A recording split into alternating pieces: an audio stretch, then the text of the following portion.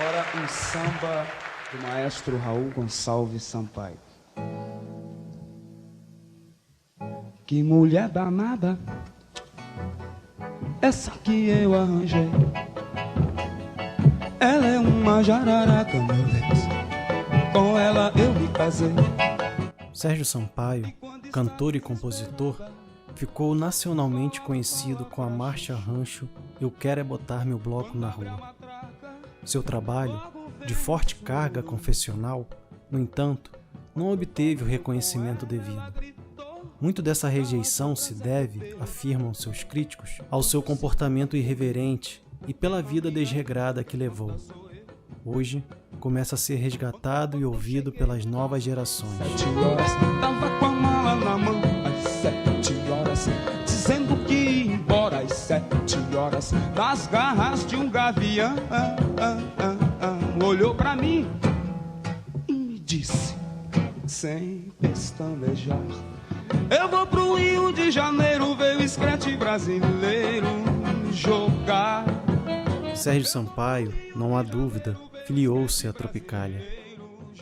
Para começar, toma um trecho de Tropicália, Alegria, Alegria.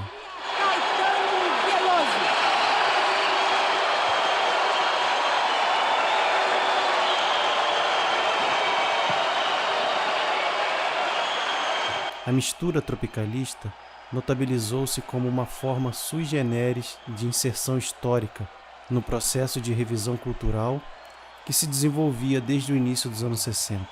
Os temas básicos dessa revisão consistiam na redescoberta do Brasil, volta às origens nacionais, internacionalização da cultura, dependência econômica, consumo e conscientização. Tais preocupações foram responsáveis pelo engajamento de grande parte dos intelectuais e dos artistas brasileiros na causa da construção de um Brasil novo, através de diversas formas de militância política.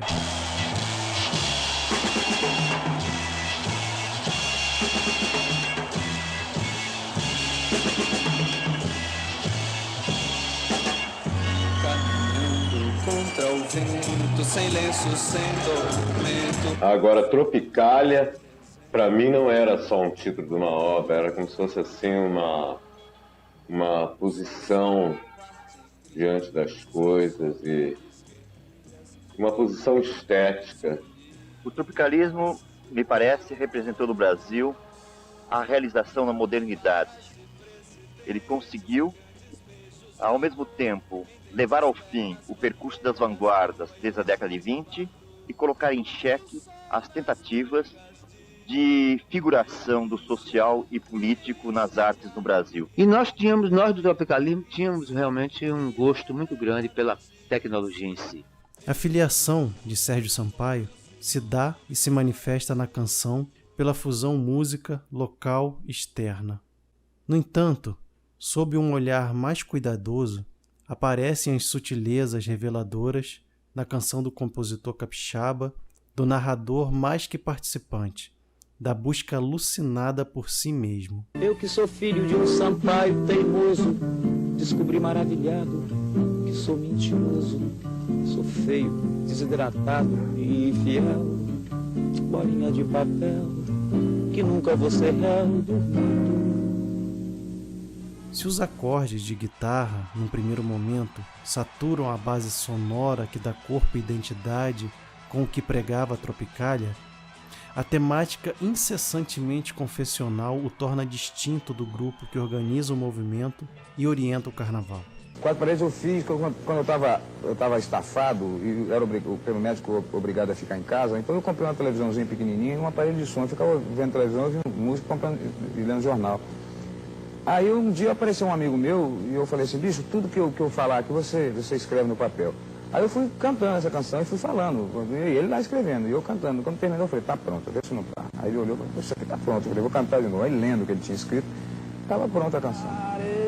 Eu tenho pressa, não minto, mas sinto que estou entre as quatro paredes da vida.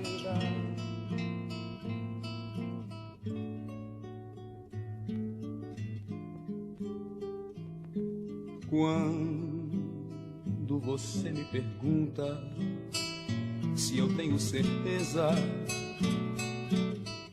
se eu fico zangado com sua franqueza. Há, na boa palavra de Caetano e companhia, uma presunção grandiloquente e o avanço na direção de um processo coletivo de pensar, ainda que hermeticamente, o país, a canção e a própria arte. Em Sampaio, os valores literários são extraídos do desnudamento autoimposto desde o início, numa visível discussão de um ser individual consigo mesmo. Mais do que cantar, eu gosto de falar. Vou aproveitar que eu tenho cantado ultimamente nos lugares em que as pessoas bebem nos lugares. É normal que, com o passar do tempo, as pessoas fiquem mais excitadas. E aí, a gente quer falar, mas as pessoas fazem um burburinho. Eu gosto muito. Eu só devia ser político. Eu não tenho a capacidade de mentir. Mas essa canção que eu vou cantar aqui agora chama-se Nem Assim. Eu, depois que compus, eu estive na casa de uma ex-mulher minha e cantei a canção. E ela falou, você fez pra mim? Eu digo, menina, você é muito boa, não faça assim não, essa mulher é uma loucura. Você não é essa pessoa.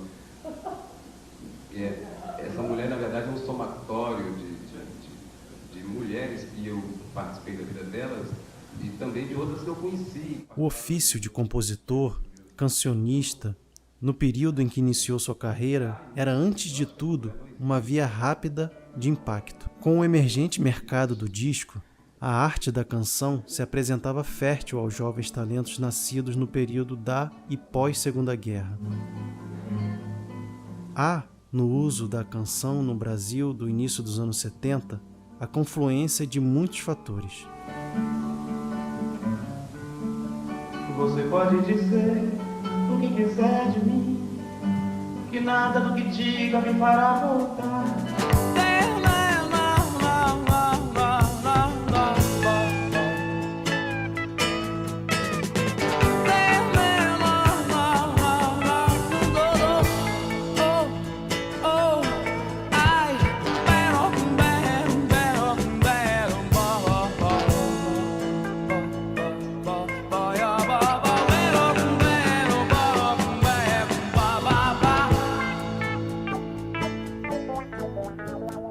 Hoje está passando um filme de terror.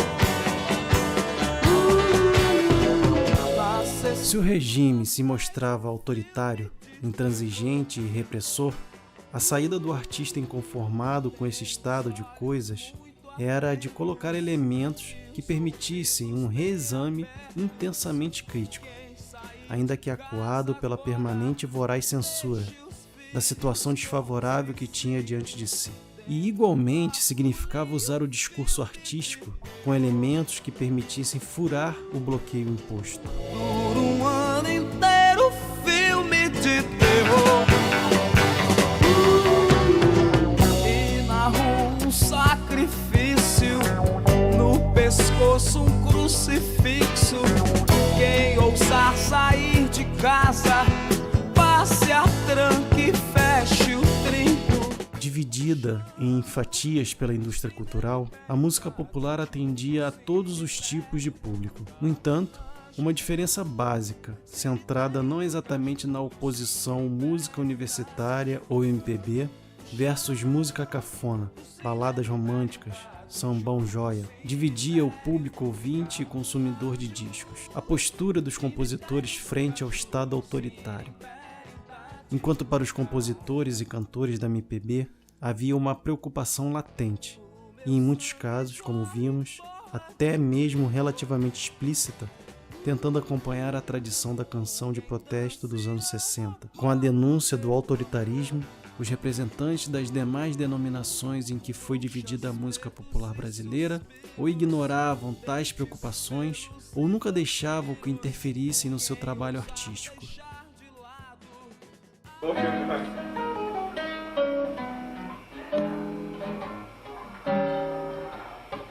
Sai Sampaio, sabe que nem tudo sabe. No vale tudo, pensa que pode demais. Sérgio Sampaio, por sua vez, optou pela marginalidade. fui posto de lado em tudo, marginal, enfim. E pensar a marginalidade aqui significa atribuir valor dentro do elenco de possibilidades de um artista que a olha por dentro, por ser parte e fazer dela um motivo artístico. Foi o primeiro artista, cantor, compositor de Cachoeiro da contracultura, né? Quer dizer, Cachoeiro consagrado como uma terra do sentimental, né?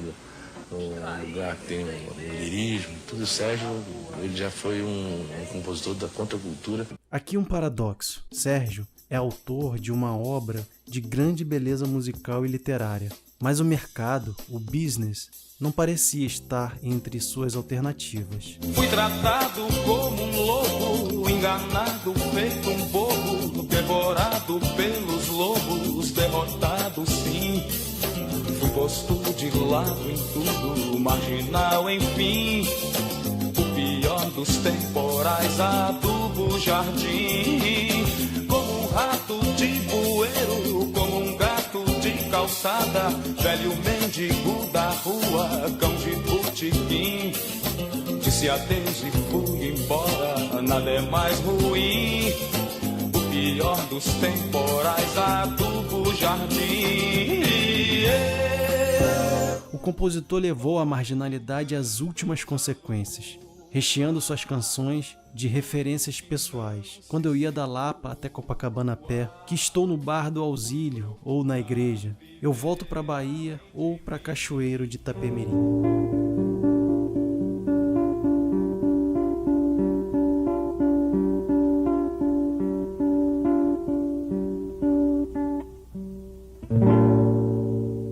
Sente-se aqui, por favor,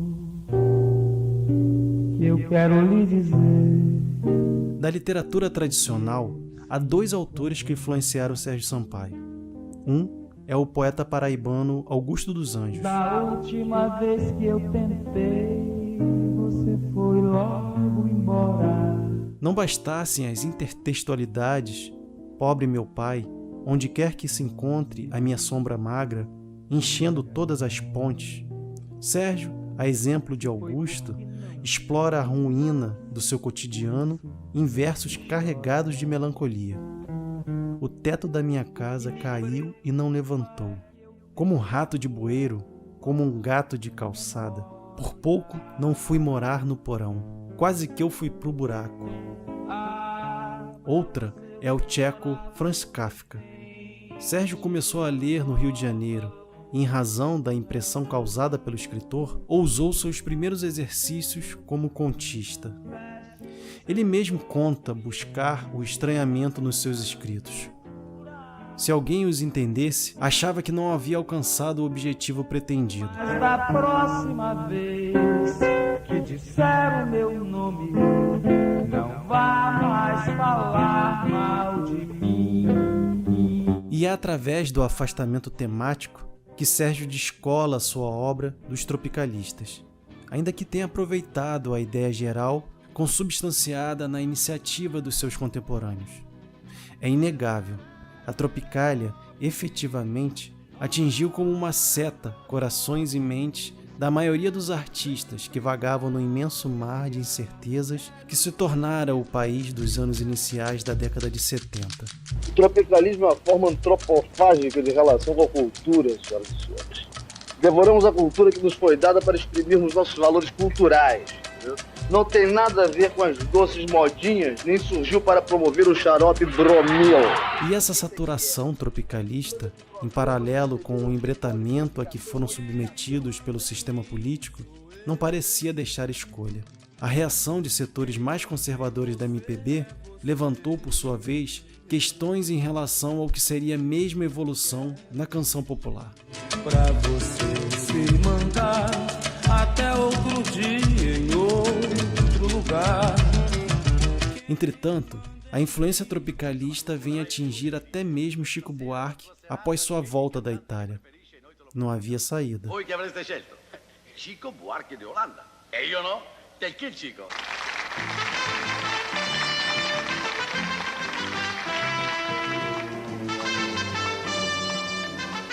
Com Chico, aliás, é possível ir além. traçaram um paralelo com Sérgio. Mesmo temerária a afirmação, é possível ver o tipo de relação daquele com a bossa nova, ao alimentar-se desta nas harmonias de seus sambas, sem ser dela, representante. A moça tá diferente, já não me conhece mais. Está pra lá de pra frente, está me passando pra trás.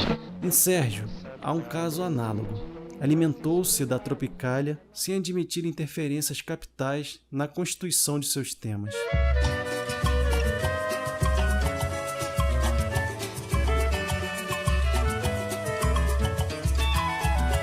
Nascer o filho do ovo, vai ser galo de terreiro, ou frango assado no almoço.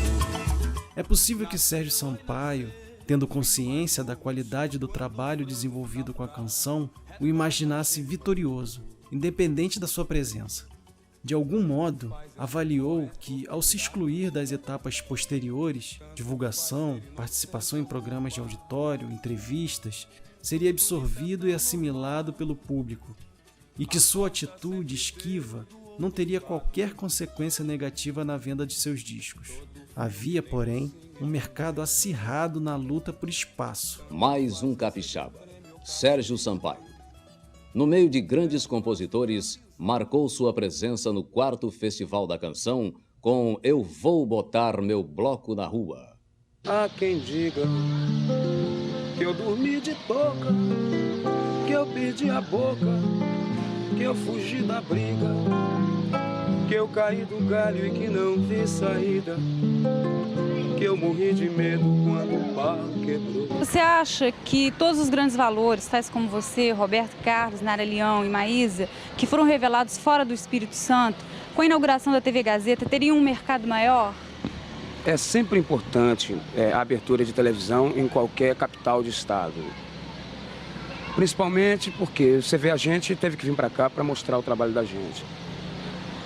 Com a abertura, eu acredito que essa fase transitória, quer dizer, essa fase de amadurecimento, a abertura da TV Gazeta vai ser fundamental, porque o pessoal pode amadurecer lá na própria terra. Quer dizer, quando chegar aqui já está com uma sementinha brotada, então, entendeu? É mais fácil. Meu amigo!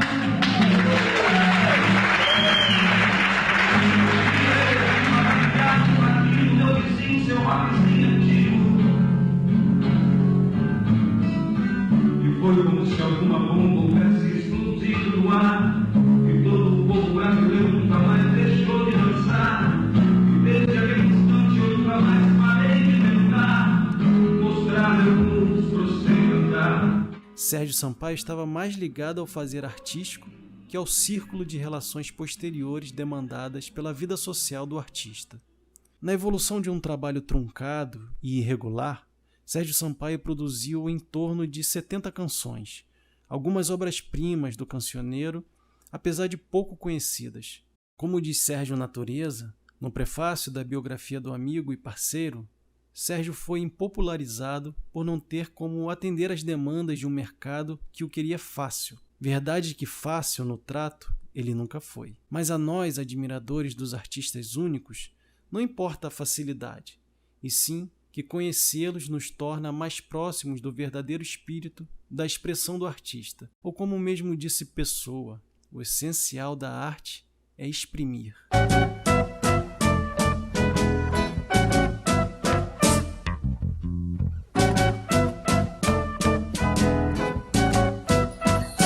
Que mulher danada, essa que eu arranjei.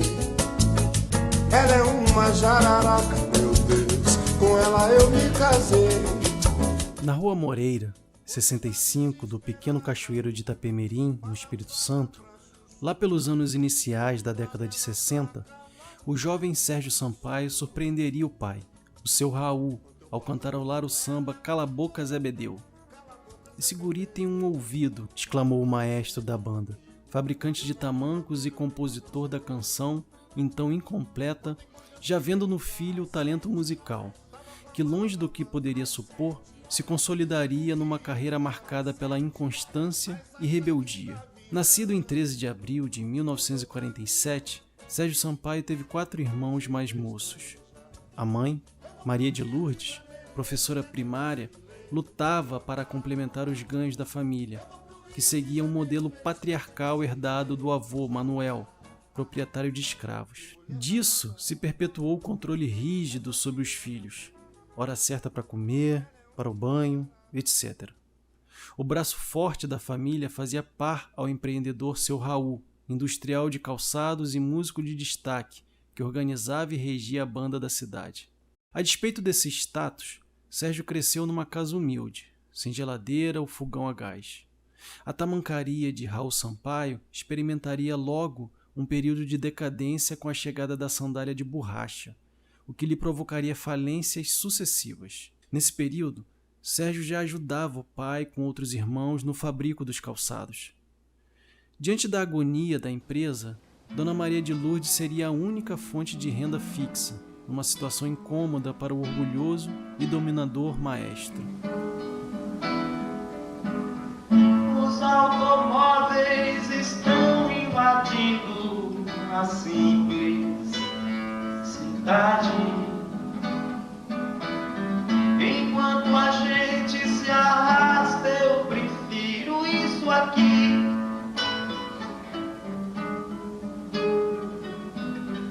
Os automóveis são livres e agora preciso coragem. Olho o meu rosto no espelho e depois vou dormir entre as flores escondidas do riacho, por debaixo do que der, do que vier, escondido nas notícias, entre as feras,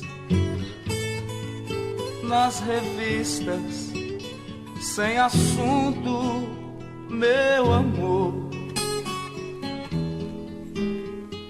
Como consequência, o modelo patriarcal também sofreria reveses, o que acarretaria progressivamente a desagregação familiar. No entanto, a música se encarregaria de estabelecer um elo importante, responsável por uma espécie de compensação no ambiente então decadente da família Moraes Sampaio. Havia, além do maestro, o rádio. Esta cena do filme Jovem Tataravô retrata o espanto da época. O filme conta a história de um homem que ressuscita muitos anos depois da morte. E o objeto mais surpreendente que encontra na sua nova passagem pela Terra é exatamente o rádio. Aqui o bicho. Sente.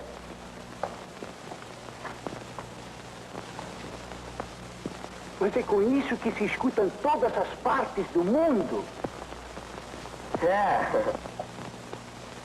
Mas assim, sem pio, sem nada. Além da convivência com a música do pai, Sérgio Sampaio, como toda a sua geração artística, recebeu privilegiada informação musical via rádio. Primeiro veículo eletrodoméstico de comunicação de massa, principal fonte de informação e entretenimento no Brasil pré-televisão, o rádio levava aos lares do país o melhor de nossa música popular.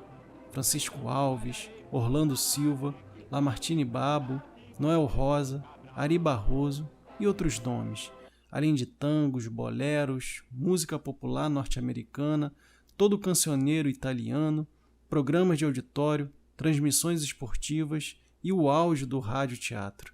O rádio é responsável realmente por uma transformação muito grande naquilo que se fazia em matéria de música. Se você procurar ouvir discos antigos, aqueles dos tempos da Casa Edison, Rio de Janeiro, e mesmo as gravações da era mecânica, você vai ver que a música brasileira era tratada mal no disco, né? Os programas multiplicaram ouvintes e começaram a construir mitos. O rádio vivia da música e de seus cantores. Chico Alves foi um dos primeiros. Quando eu te dei meu coração, não podia nunca imaginar. Pois o rádio também viria a se tornar a primeira ocupação do jovem Sérgio. Aos 16 anos, Sérgio acabou se tornando locutor de rádio, graças à intervenção do amigo Rui Guedes. Além da música, excelente e variada, O radioteatro e os informativos também o fascinavam bastante. Sonhando com a locução, vinha exercitando-se em imitações de seus ídolos radiofônicos, Sancler Lopes, uma voz que vale 1000 contos, e sobretudo Luiz Jatobá, ambos da Rádio Nacional. Rui Guedes, vendo nele talento para o microfone, arranjou-lhe um teste na ZY9, Rádio Cachoeiro, então a única rádio da cidade. Segundo também nos conta Rodrigo Moreira Gomes, na biografia do compositor, o ingresso no rádio foi o grande divisor de águas na vida de Sérgio. Além de aprender os rudimentos da profissão de locutor, houve um incremento de sua cultura musical, pois passou a ter contato com a discoteca da rádio, local onde passava várias horas do seu tempo livre. Apesar das advertências do pai sobre essa vida ser coisa de boêmio e que não lhe daria um bom futuro, Sérgio optou por seguir a carreira. Ao receber o seu primeiro ordenado, saiu de casa e foi morar numa república de estudantes, no centro da cidade. Em paralelo, e apostando num aprendizado informal, intuitivo, Sérgio aprendeu com os amigos Rui Guedes e Moza Cerqueira os primeiros acordes no violão. Em pouco tempo passou a dominar algumas canções e acompanhar boêmios em serestas pela cidade. Sua primeira experiência de palco viria a acontecer num programa de rádio da própria emissora em que trabalhava. Sérgio, pela ausência de um contrabaixista do grupo de música que acompanhava os calouros, foi escalado para substituí-lo. Seus conhecimentos práticos e rudimentares de harmonia o ajudaram a resolver a questão, saindo-se razoavelmente bem na oportunidade. Diante das perspectivas de uma carreira musical, Sérgio tomou algumas aulas com um violonista conhecido na cidade, José Nogueira, acompanhante de um jovem cantor, o Zunga, que viria a ser conhecido nacionalmente com o nome de Roberto Carlos. Se você pensar que vai fazer de mim o que faz com todo mundo que te ama, acho bom saber que pra ficar comigo vai ter que mudar. A faceta locutor de Sérgio Sampaio abriria o contato sistemático com o que viria a ser exercido mais tarde, a vida de cantor e compositor. Nessa época, o rádio no Brasil se constituía o principal meio de divulgação de ideias. O país se reunia ao redor do rádio para se reconhecer. Mas a televisão já se ensaiava como um novo meio em que a imagem e o som estariam reunidos para o reforço dessa identidade. O mundo se aproximava e o pequeno cachoeiro parecia ser realmente pequeno para o inquieto Sérgio. Eu passo a vida recordando de tudo quanto aí deixei.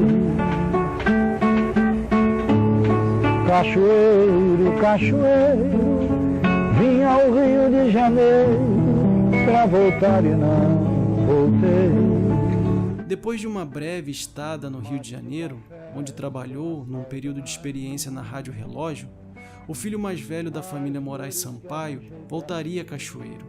Trabalharia um tempo na ZY9, teria um programa seu, mas devido a desentendimentos com o diretor Mignoni, que fazia reparos a seu comportamento boêmio e pouco profissional, seria demitido. Mais tarde, voltaria ao Rio para ficar.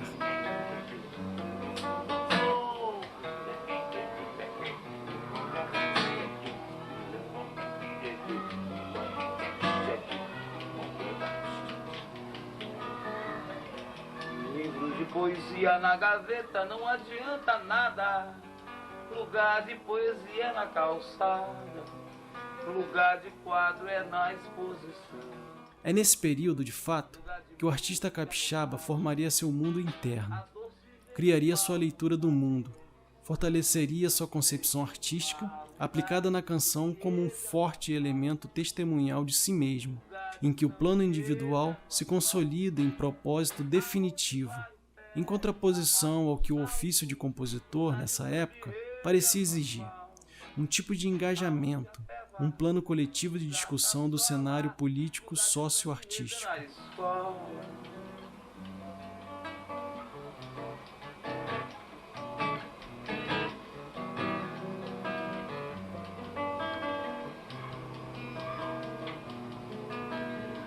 última vez que você me filmou, eu tava de cabelo grande, lembra? No início dos anos 70, o cinema novo de Glauber Rocha e o teatro de vanguarda de Zé Celso Martins e Augusto Boal inquietavam-se diante do discurso velado a que a arte estava sendo submetida. Agora, temos que ir até o fim. Já disse, o sangue das massas é sagrado. O sangue não tem importância. Será o começo de nossa história. Se perdermos, Dias subirá ao poder. É uma luta inútil, seremos esmagados. A Bossa Nova alçava voos internacionais, junto com alguns de seus maiores representantes, misturada então em movimento de diástole ao fraseado musical do jazz. A Jovem Guarda se multiplicava em sua proposta comercial de versos ingênuos. A Tropicália, depois da poética ascensão, ressentida da ausência de seus capitães, estendia seu véu sobre as cabeças dos que procuravam na canção uma nova forma de expressão e válvula de escape diante das rudezas do regime. Uma nova geração de artistas iniciava sua caminhada, vigiada por um irmão nada fraterno, vestido de verde, paisano quando convinha aos mandatários da República de Chumbo. Em contrapartida, havia um gosto pelo desafio e pelo novo no ar. A geração hippie estereotipava os hábitos dos artistas alternativos e Sérgio Sampaio ajustava seus acordes, cérebro e roupas e cabelos ao que a moda em vigor ditava. Chegado ao Rio em 1967 para ficar, Sérgio vivera toda a inquietação protagonizada pela ditadura militar que atingira seu ápice com o ato institucional número 5, no final do ano seguinte. Na expressão da época, Sérgio era um dropout, gíria americana para cair fora do sistema. Como um nômade urbano, passou por pensões, especialmente na Lapa, bairro boêmio do Rio, onde dividiu espaço com biscateiros, malandros, militantes políticos e até com marginais procurados pela polícia. Mais tarde, empregado na Rádio Continental, forjou sua primeira composição no Rio, um samba-choro, chorinho inconsequente, em parceria com seu colega de emissora, Erivaldo Santos. Agora, a primeira canção que eu compus em minha vida toda, do começo ao fim, foi essa que eu vou cantar para hoje. Chama-se Chorinho Inconsequente, foi gravado num disco que Raulzito e eu fizemos há muito tempo, na CBS, um disco que quase ninguém tem, e foi cantado pela Miriam Batucada no disco. E ela gravou, legal.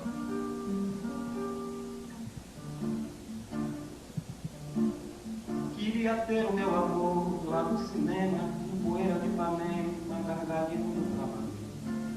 E uma patota inconsequente na Tijuca, espraçalhando a minha cuca e me dando o que fazer.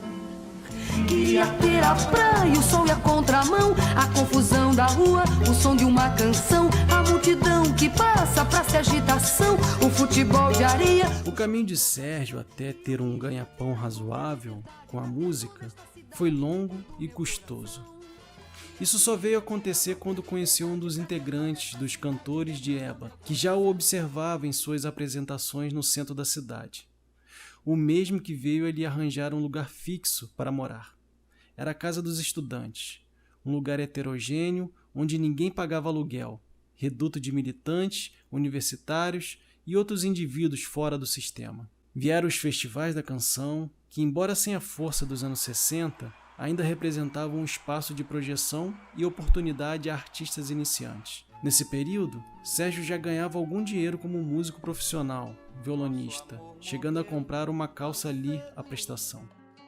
Em 1970, a situação na Casa dos Estudantes, no entanto, visada pela repressão por abrigar suspeitos de atividade política, considerada subversiva, fez Sérgio, nesse momento, na companhia de um irmão que reencontrara, trocar a contragosto de moradia. Em seguida, ao encontrarem outro parente, um primo, Raul Coco, Sérgio e o irmão resolveram provisoriamente a permanência no Rio. Raul os abrigou e emprestou algum dinheiro. Não tardou e Sérgio conheceu Odibar, um cantor que faria um teste na CBS. Foi então convidado para acompanhá-lo no violão. Aceitou a incumbência. No dia marcado, Diante do produtor musical da gravadora, Odibart não despertou maior interesse. No entanto, o executivo da gravadora percebeu o talento do jovem violonista que tinha diante de si. Ao pedir para mostrar composições suas, Sérgio Sampaio foi retribuído com um Volte Amanhã. O funcionário da CBS não era ninguém menos que Raul dos Santos Seixas, o Raulzito. Aqui no Rio, quando é que foi que o produtor Raul Seixas entrou numa de ser o Raulzito, Raul Seixas cantor, assim? Como é que foi que você percebeu que dava para... Através de Sérgio Sampaio. Eu contratei um cara chamado Sérgio Sampaio que fez Eu quero é botar meu bloco na rua. Você lembra? Fez, essa e outros blues. Outros blues, é ótimo. Ótimo, Sérgio, eu amo. Eu contratei ele, bicho. Ele veio de Cachoeira de Itapemirim. Aí eu contratei o Sérgio e ele disse, canta, larga esse negócio de produtor. Aí eu falei com o Evandro Ribeiro na época, que me ensinou muito. Aí Evandro Ribeiro falou, ou você escolhe ser produtor ou cantor. Sérgio, contratado pela CBS na função de compositor, passou a assinar com o pseudônimo Sérgio Augusto. Nesse período, teve composições gravadas, entre outros, pelo Trio Ternura e pelo cantor José Roberto. Em seguida, em 1971, gravou um compacto, produzido por Raul Seixas, com as canções Ana Joã e Coco Verde. Nasceu nos idos 70, sob um sol de 40, cresceu sedenta de paz e tem mais. Havia, porém, em sua inquietude, a necessidade de alçar voos maiores, trilhar uma trajetória menos óbvia que tentar compor hits por encomenda. Nesse ínterim, Raul Seixas alinhava um projeto ousado, uma espécie de ópera rock, que imediatamente ganhou a simpatia e adesão de Sérgio Sampaio. A Tropicália continuou a ecoar, como no grito de Jardim Macalé na canção Gotham City, de 69, defendida no 4º Festival Internacional da Canção. Cuidado, há um morcego na porta principal. Em 1968 pinta o AI-5 e em 1969 pinta o Gotham City, no 4º Festival Internacional da Canção. E aí começa a história. Aos 15 anos eu nasci em Gotham City, era um céu alaranjado em Gotham City. Caçavam bruxas do telhado em Gotham City no dia da independência nacional.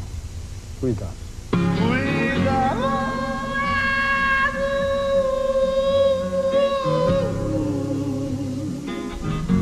Há um morcego na porta principal.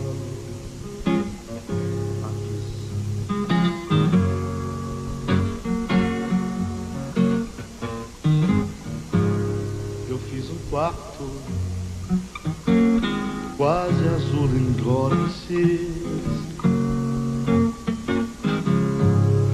sobre os muros altos. Sessão das 10 rompeu com qualquer linha.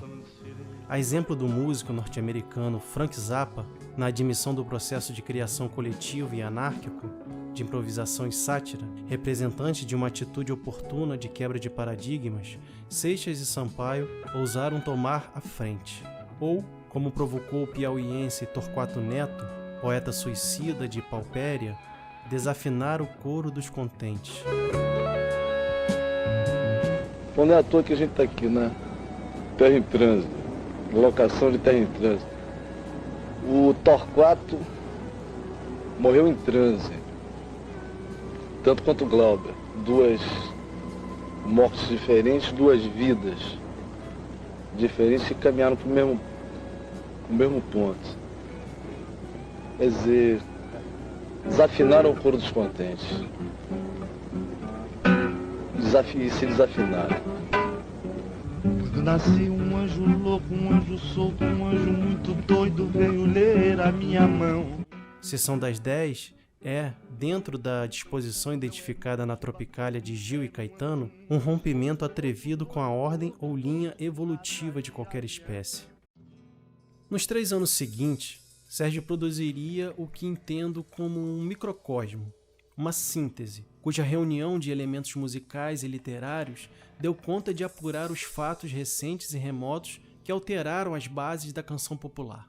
Os 2 trabalhos em LP, compostos nesse período, servem de referência e de reflexo ao movimento criativo e de desafio que viveu a mais popular manifestação da arte em nosso país. Abstraída a opção por registrar seus motivos intensamente particulares, suas paixões, desencontros, Sérgio Sampaio moveu-se por um universo rico em sonoridade e diálogos literários, de olho no entorno mais competitivo que solidário que o cercava. E é justo dizer que amoldou-se, devido à intensa voltagem artística a que foi submetido.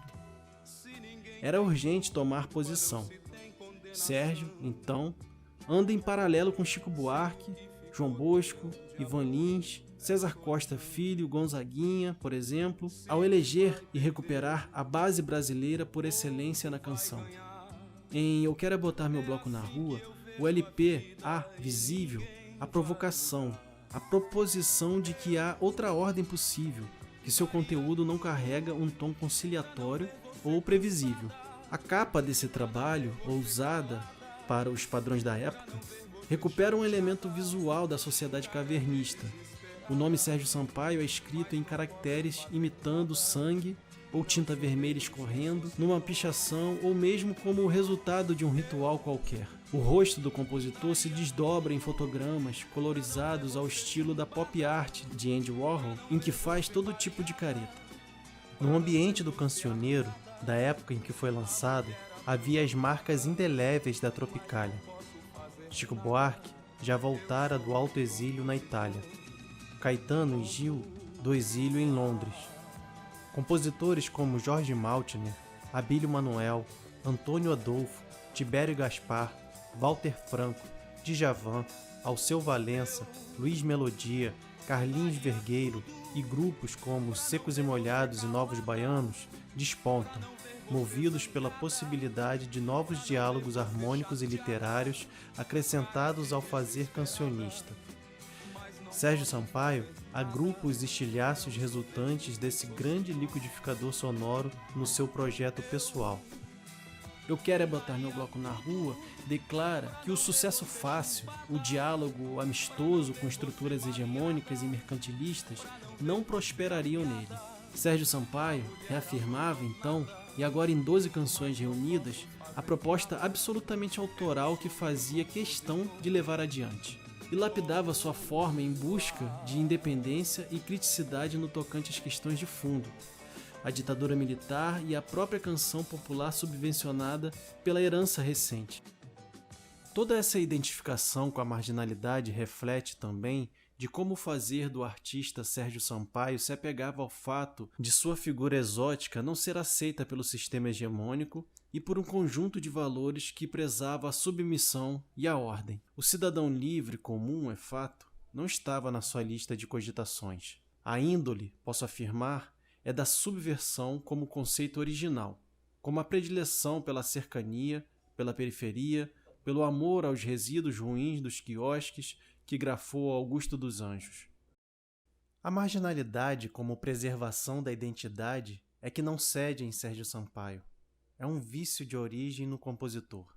Mais que isso, é uma tomada de posição, afirmação do seu renitente antimercantilismo. Em tempo, o modo obstinado de tratar a arte como arte lhe dá o rótulo de maldito, não tanto pelo seu talento reconhecido, mas sim por rechaçar qualquer interferência no que entendia correto em relação ao que produzia, o que fez surgir um sem número de desafetos entre os executivos das gravadoras. E este, sim, é julgamento feito a toda a revelia do compositor.